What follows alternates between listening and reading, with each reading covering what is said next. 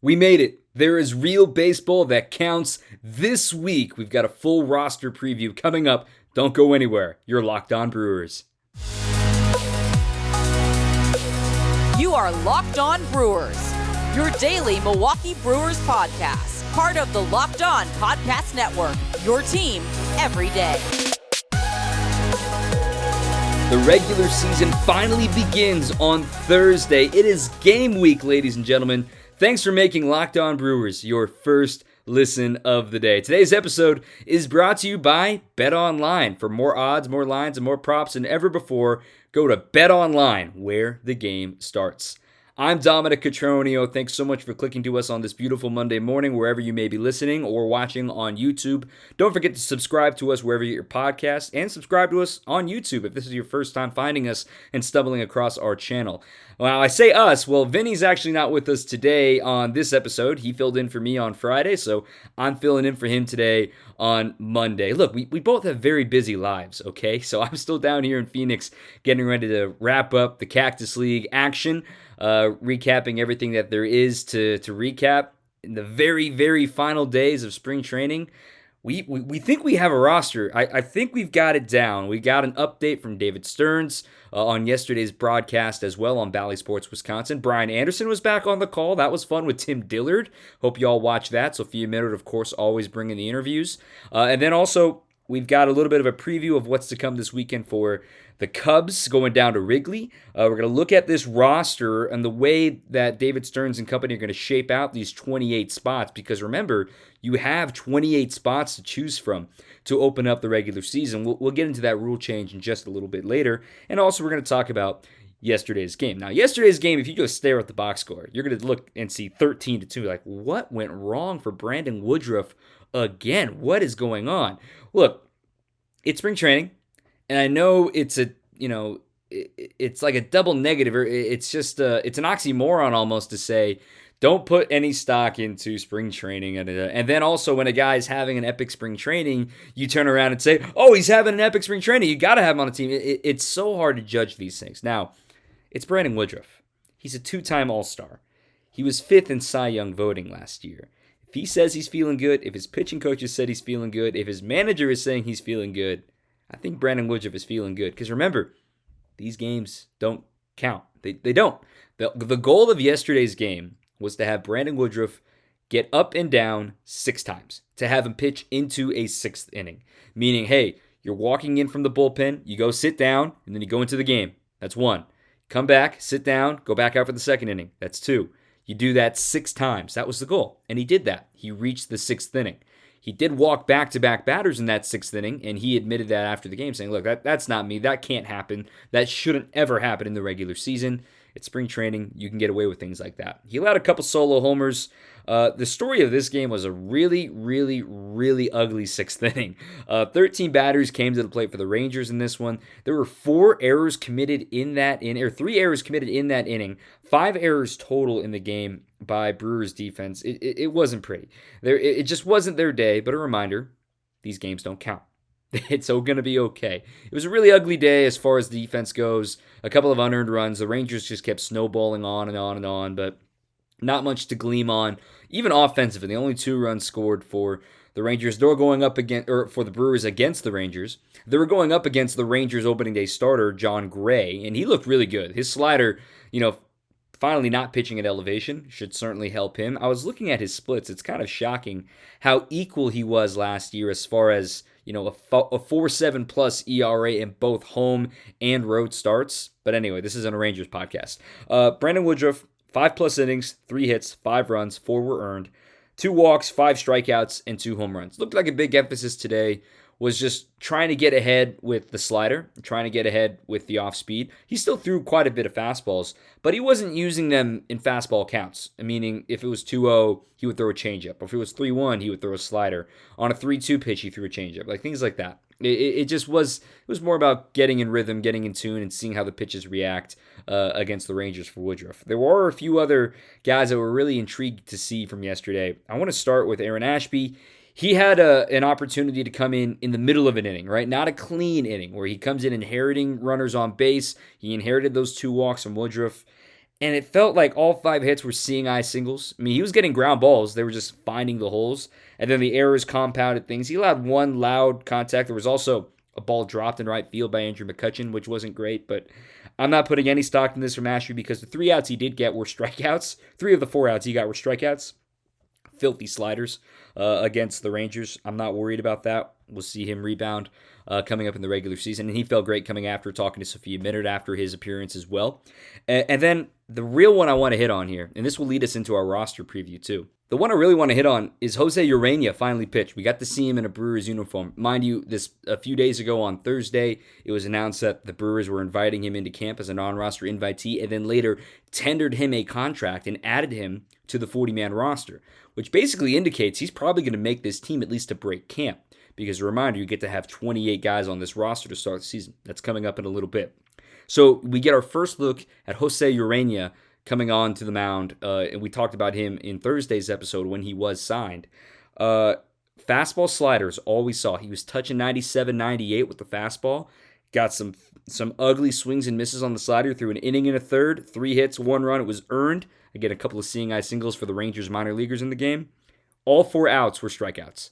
And we talk about the pitching lab a lot, and we say, oh, it's nice to have. No, it truly is, because this is where it shines. When you can identify a guy like Jose Uranya, who had middling success with the Tigers organization, had a lot of success early against, with the Marlins organization, and it really futtered off. He's still only 30 years old. And if the Brewers make him a 2-pitch guy, fastball slider, he could be a situational righty to get you out of a jam. If it needs to be in the 6th inning, if it needs to be even in the 5th inning for some reason.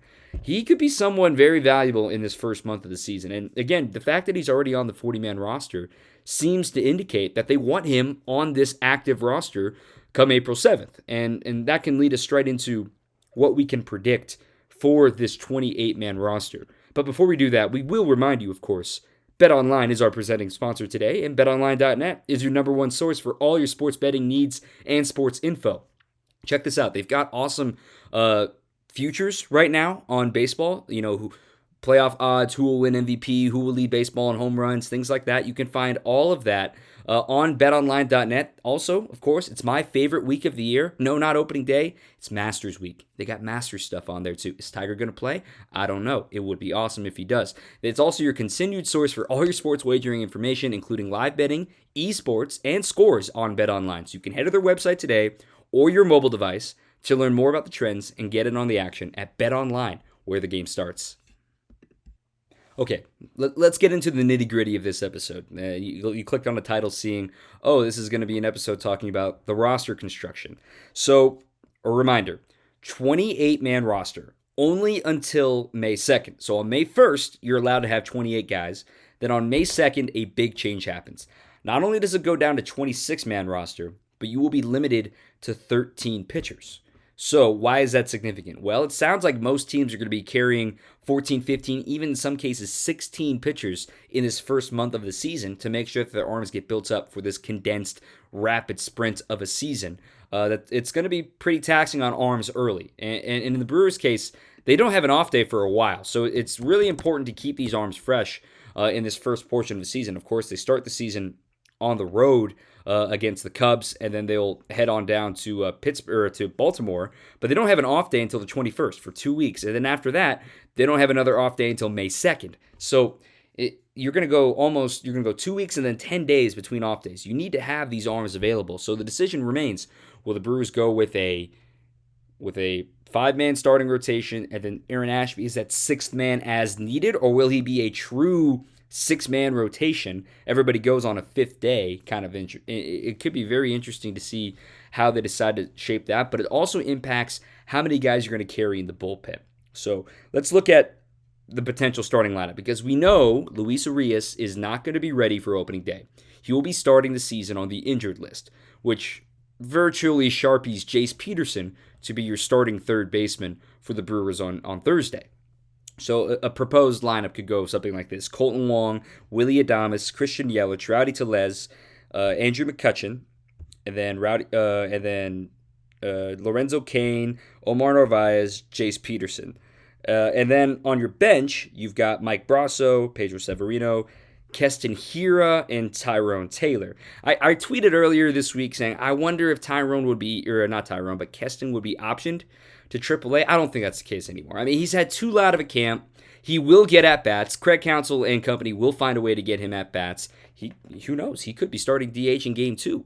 You just don't know what could happen. And plus, you've got Drew Smyly in the rotation for the Cubs. There's a lefty that could give the chance for Hiura to come in as the DH.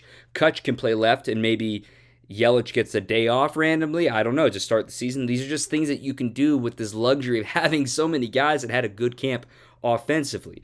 I do think Keston Hiura is going to make this club and be coming off the bench, and he's your emergency first baseman too. You also have Jace and Brasso that can play first base, but aside from Rowdy, Hiura actually can play a little bit of first. I know it's not great last year, but he's got a lot of time there at first. He's even got time at second base. He's even got time in left field. He can be a really versatile option for Craig Counsell. So again, Keston Hiura, I believe, is going to make this club. So if you look at it, opening day, I would figure Peterson at third, Adames at short, Wong at second, Tellez at first, Narvaez catching, Yelich in left, Kane in center, or Tyrone, and then Renfroe in right, or McCutchen. And then you put either Renfroe or McCutchen as the DH, and then days that those guys aren't playing, you put Hiura as the DH, or you put Tyrone in center, and Kane takes the day off. Pretty versatile as far as where this lineup goes, even though Urias is going to be starting the season on the IL. 5 starters, easy to go through that. Burns, Woodruff, Peralta, Lauer, and Hauser. And by the way, Hauser is actually going to be pitching tomorrow night in the finale from spring training on Tuesday, and then tonight we'll see Freddie Peralta. So that kind of signals a flare that Hauser will be pitching the finale in Wrigley on Sunday. See how they play that out, but that's kind of what it looks like right now. And then now let's get into the fun stuff, the relievers. Okay, you've got 8 for sure relievers, and after we go through the position players, that's 13 position players. You got 5 for sure starters, so that's 18. So you got 10 spots to play with in your bullpen. And you got 8 guys for sure, in my opinion. And these are pretty easy to pick. All right, for the for sure guys in your bullpen: Hader, Williams, Boxberger, Cousins, Suter, Ashby, and he's that swingman role. We've already learned that Trevor Gott has made the team. He is going to be a right-handed reliever in this bullpen for the Brewers. We also figure that Jose Uranya is going to be in this bullpen. So when it comes down to it, that's 8 guys right there. So there's only 2 spots available. If you're going with a full, 10-man bullpen in addition to your 5 starters, meaning you're carrying 15 pitchers. You're not going to be able to carry 16 with the way your bench is set up between a backup catcher, your backup center fielder, utility infielder in Brasso, and then here are your backup DH. You can't go less than 4 bench players to start the season. So you're going to start out with 15 pitchers. So the 4 guys that are in limbo right now are J.C. Mejia, Miguel Sanchez, Hobie Milner, or Luis Pereidomo. And Luis Pereidomo's had a very good camp. The catch with Pereidomo is that he's a non-roster invitee, which means he would have to be added to the 40-man roster, which currently sits at 39. Okay, so keep that in mind. However, let's talk about a couple other things. Miguel Sanchez has 2 option years remaining.